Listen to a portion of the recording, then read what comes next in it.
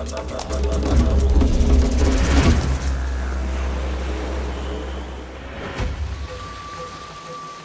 stretches over 1,200 miles. It's composed entirely of living organisms. It's the most extensive reef system in the entire world, the Great Barrier Reef.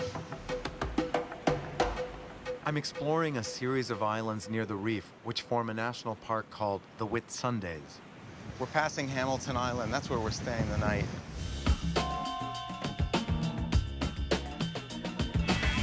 Hamilton Island is like a miniature Saint-Tropez with beautiful yacht harbor, small village feel, beaches here. There are no cars on Hamilton Island, so there's no traffic. You get around on golf carts.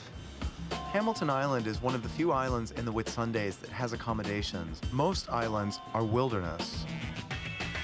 One of the 74 islands of the Whitsundays, the biggest of which is the namesake Whitsunday, which is where we're headed now to find Whitehaven Beach. All these islands, and they're just wild. That must be Whitehaven Beach over there. Look at that sand. Possibly the most beautiful beach that I've ever seen in my life. And there's hardly anybody here. If this were the States, this beach would be packed.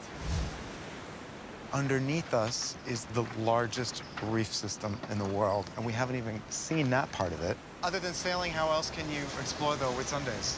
You can go by helicopter. They'll pick you up off Whitehaven Beach, take you out to the reef, onto the pontoon out there, and they'll drop you back onto the beach. If the best way to explore the Whitsundays is to be lifted off by a helicopter, we're gonna do it.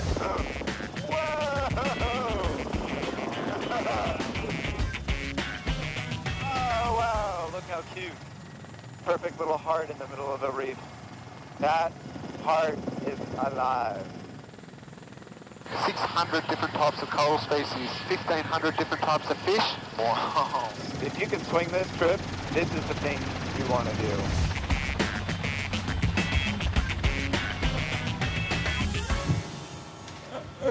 Now 50 miles offshore, we're heading to the dive station so I can finally get underwater. This is one of the most famous places in the world to scuba dive, but I like to snorkel. You can get really sunburned out there and you lose track of time when you're snorkeling. You might get in for half an hour and come out an hour and a half later. This pink thing is protection against jellyfish. And because of this stinger suit, I don't need sunscreen, which is toxic to the reef. Here we go, Great Barrier Reef.